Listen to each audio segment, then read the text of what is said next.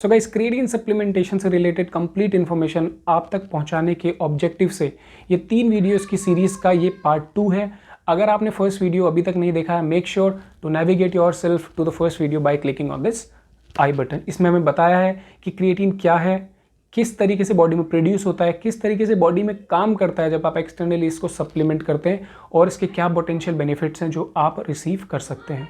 इस वीडियो में बात करेंगे कि क्रिएटिन सप्लीमेंटेशन को हमें कैसे ऐड करना है, इसकी डोसेज क्या है, इसको कब लेना है, किस तरीके से लेना है, कौन सी ड्रिंक में लेना है, कौन ले सकता है, कौन नहीं ले सकता है, कौन सी फॉर्म को लेना है, एंड फाइनल वन कि इसको आप साइकिल कैसे कर सकते हैं, या आपको साइकिल करना भी है या नहीं करना है। So a lot of information this video, stay tuned, will be back shortly.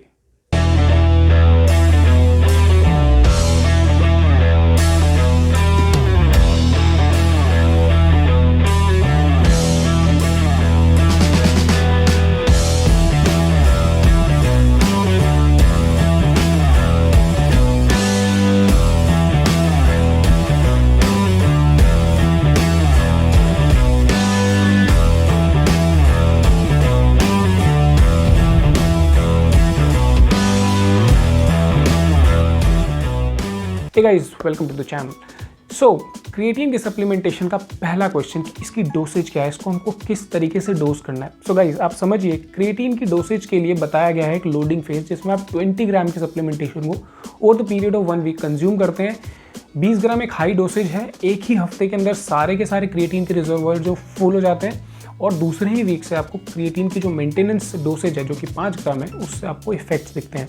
But मुझे ऐसा लगता है कि ये वाली जो अप्रोच है ये थोड़ी सी डिस्कम्फर्ट दे सकती है कुछ लोगों को जिनको डाइजेस्टिबिलिटी इश्यूज होते हैं। अब क्रिएटिन आपकी बॉडी में नेचुरली ज़्यादा से ज़्यादा रिसीव होता है 1 ग्राम, जो वो भी उन लोगों को जो कि नॉनवेज कंज्यूम करते हैं। जो लोग नॉनवेज नहीं कंज्यूम करते हैं उनकी बॉडी में क्रिएटिन जाता होगा शायद 0.1, 0.2, 0.3 ग्राम, इतना भी शायद ना जाता हो। आप इमेजिन कीजिए 20 ग्राम बॉडी में एक साथ आएगा। So it is a kind of new thing for the body and body takes time to adapt. So best dosage क्या है? बेस्ट डोसेज है 3 ग्राम।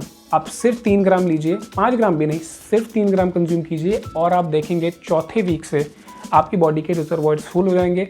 कोई दिक्कत नहीं है, 1 वीक में अगर नहीं भी रिजल्ट्स आते, 3 वीक्स के बाद आ जाएंगे, but that is going to be a very smooth process. कई सेकंड क्वेश्चन है कि इसको हमें किस तरीके से लेना है, कौन सी ड्रिंक में लेना है। अब क्रिएटिन की सप्लीमेंटेशन को ऐड करने के लिए कुछ लोग एक और सप्लीमेंट बता देते हैं, मतलब ताकि वो अच्छे से एब्जॉर्ब हो। The most common one is the alpha lipoic acid. अब guys understand that alpha lipoic acid क्यों ऐड करना है, बिकॉज क्रिएटिन की सप्लीमेंटेशन बेस्ट काम करती है, ऐसा बोला जाता है, जब हमारी बॉडी में इंसुलिन स्पाइक होता है। इंसुलिन की प्रेजेंस में क्रिएटिन बॉडी में अच्छे से एब्जॉर्ब होता है। सो हमें इंसुलिन ही तो बढ़ाना है। सो ज़रूरी नहीं है कि मैं एडिशनल मनी खर्च करूँगा एक फिर से कोई एक सप्लीमेंट में to get more out of my creatine supplementation. Please understand, जो क्रिएटिन की सप्लीमेंटेशन है, जो क्रिएटिन है वो ऑलरेडी 95% बायो अवेलेबल है। दैट मीन्स क्रिएटिन आपको वैसे भी कंप्लीट एब्जॉर्ब हो जाएगा, चाहे आप उसको नॉर्मल पानी में ही क्यों ना लें। अगर आपको फिर भी इसकी एब्जॉर्प्शन बढ़ानी है तो आप इसको किसी भी शुगर ड्रिंक में, जैसे कि आपके कोई सा भी जूस हो, orange, Apple, cranberry, mango, what ever it is, and the best one is way protein. अगर आप वे प्रोटीन लेते हैं, आप इसको वे प्रोटीन में ऐड कीजिए, बिकॉज वे प्रोटीन आपके इंसुलिन को बहुत ज़्यादा स्पाइक करता है। राइस और वाइट ब्रेड से ज़्यादा इंसुलिन स्पाइक करता है आपका वे प्रोटीन। तो आप वे प्रोटीन में ऐड करके इसको कंज्यूम कर सकते हैं। It will give you the best results with whey protein, trust me. So आपको कोई भी एडिशनल सप्लीमेंट, गैटोरेड जूस 40-50 रुपए की बॉटल लेके लोग यूज़ करते हैं क्रिएटिन को यूज़ करने के लिए, तो डोंट डू दैट। अगर आप पे वे प्रोटीन है, नॉर्मल उसमें लीजिए, नहीं है पानी में लीजिए, it will give you good results, don't worry. Guys, next question, इसको लेना कब है? Answer is any time. आप किसी भी टाइम इसको ले लीजिए, सिर्फ एक टाइम मत लेना जब बॉडी में कुछ नहीं है। दैट मीन्स एम्प्टी स्टमक नहीं लेना।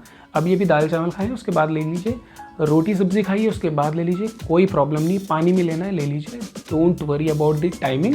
बट अगर आपको फिर भी एक टाइमिंग चाहिए कि आप एक टाइम बताओ, इसी टाइम पे हम लेंगे, so you can follow my routine. I take it as post workout with my whey protein shake. Whey protein बहुत अच्छा इंसुलिन स्पाइक करता है। वर्कआउट के बाद बॉडी थोड़ी भूखी भी होती है, जो भी डालो बहुत अच्छे से एब्जॉर्ब करती है। पोस्ट वर्कआउट ले सकते हैं अगर आपको एक टाइमिंग चाहिए तो, अदरवाइज जब मर्जी याद आए तब ले लो, but not on empty stomach.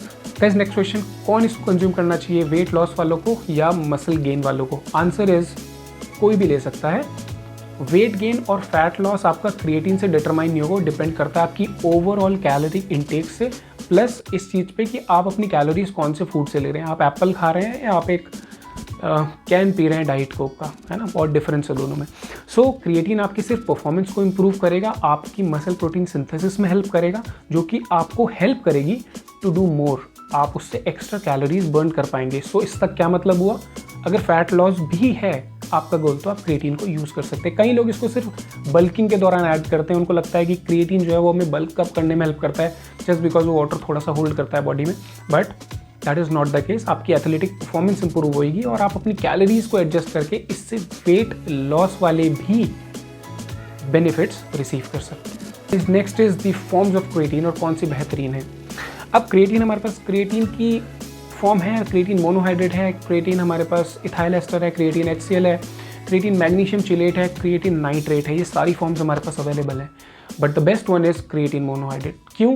क्योंकि जितने भी क्रिएटिन के आपको बेनिफिट जब बताता है कोई भी, मैं या कहीं भी आप क्रिएटिन के बेनिफिट पढ़ेंगे, that all are derived from creatine monohydrate. जितनी स्टडीज़ आज तक हुई है जिन्होंने क्रिएटिन के कुछ कुछ बेनिफिट्स बताए, they all are from creatine monohydrate.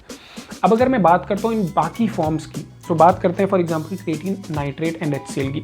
सो इन दोनों ही फॉर्म्स को इसीलिए इंट्रोड्यूस किया गया है, और या फिर इथाइल एस्टर की भी, बिकॉज इनकी जो सॉल्युबिलिटी है वाटर में वो बेटर है।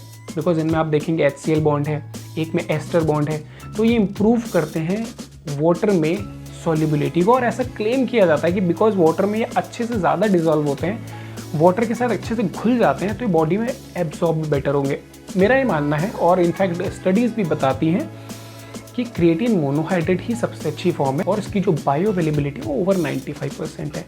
बट अगर फिर भी किसी को ब्लोटिंग की शिकायत होती है क्रिएटिन की 3 ग्राम सर्विंग के साथ भी, तो आप सेकंड बेस्ट फॉर्म की तरफ जा सकते हैं, जो कि है क्रिएटिन HCl। उसके अलावा creatine nitrate, ethyl ester, magnesium chelate, ये सभी बहुत ही एक्सपेंसिव क्रिएटिन है, लाइक डबल से भी ज़्यादा प्राइस में आते हैं, तो आपको इनकी तरफ जाने की ज़रूरत नहीं है। Please stick to creatine monohydrate, that is the most safest, cheapest and most studied form of creatine supplementation. Because next point is very important, which is should you cycle creatine? And it is my opinion, मुझे ऐसा लगता है yes.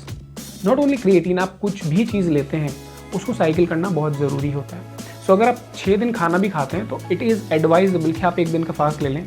Obviously to be honest मैं भी नहीं करता, but वो क्यों बताया गया, बिकॉज आप राइस, रोटी, ये सब आप डेली बेसिस पे खाते हैं, तो आपको 1 दिन चाहिए बॉडी को उसके जितने भी कंपाउंड्स आपकी बॉडी में बने हैं as a by product flush out करने के लिए। So creatine is not a different thing. So creatine को भी अगर आप कंज्यूम करते for a period of like 3 months, good practice is a good practice, आप उसको छोड़ दीजिए 3 to 4 वीक्स। अब जब आप 4 वीक्स को छोड़ेंगे, आपकी स्ट्रेंथ थोड़ी सी अगर नीचे आई तो, ऑल्दो 1 महीने में नहीं आती, अब जब आप दोबारा क्रिएटिन सप्लीमेंटेशन करेंगे आपको दोबारा से एक हिट मिलेगी। अगर आप उसको रेगुलर यूज़ ही करते रहेंगे तो आपको मज़ा नहीं आएगा, फिर फील भी नहीं आएगी। I personally even cycle my whey protein, because ठीक है लंबे टाइम तक लेते आते हैं, उसके बाद अगर आप गैप देते हैं तो अच्छा रहता है। बॉडी जो उसके बाय प्रोडक्ट्स बनते रहते हैं उनको फ्लश आउट कर देती है, and everything as a by product, even creatine, whey protein, your roti, rice, chawal, almonds, cashews, जितना भी अच्छा खा लो, everything happens to have a by product. So make sure कि अगर आप इसको कंज्यूम कर रहे हैं तो आप इसको 3 से 4 हफ्ते साइकिल कर लीजिए, कोई प्रॉब्लम नहीं है। Trust me, it is going to give you good result if you take this habit of cycling everything. So yes, you should cycle it. Guys next question, कुछ लोग पूछ रहे हैं क्रिएटिन कौन सा ब्रांड ले, optimum nutrition, US brand, Indian brand. अब creatine एक बहुत ही बेसिक चीज़ है, बहुत ही सस्ता आता है। आप क्रिएटिन के लिए डिस्टिंक्शन मत रखिए, कोई सा भी ब्रांड पिक कर लीजिए, इंडियन ब्रांड पिक कर लो, टू बी ऑनेस्ट 400-500 रुपये का आता है। It is as good as ON का, ऑप्टिमम न्यूट्रिशन का, या जो भी है। क्रिएटिन एक बहुत ही बेसिक सप्लीमेंटेशन है, इसमें ज़्यादा कोई भी एडल्ट्रेशन नहीं होती, बिकॉज बहुत सस्ता है। एडल्ट्रेशन होती है वे प्रोटीन, ऑप्टिमम न्यूट्रिशन 6000 का प्रोडक्ट है, उसमें एडल्ट्रेशन होने के चांसेस है। 300, 400, 600 रुपये की चीज़ में एडल्ट्रेशन नहीं होती। So you can I think blindly pick any ठीक ठाक इंडियन ब्रांड। सो गाइस ये थी मेरी information on creatine supplementation. I hope मैंने मैक्सिमम चीज़ें कवर कर ली इस वीडियो में। अगर फिर भी कुछ रह गया हो, please make sure to leave a comment in the comment section, and you can support me by liking this video and by subscribing to this channel. Guys, my name is Pankaj. Thank you so much for watching this video.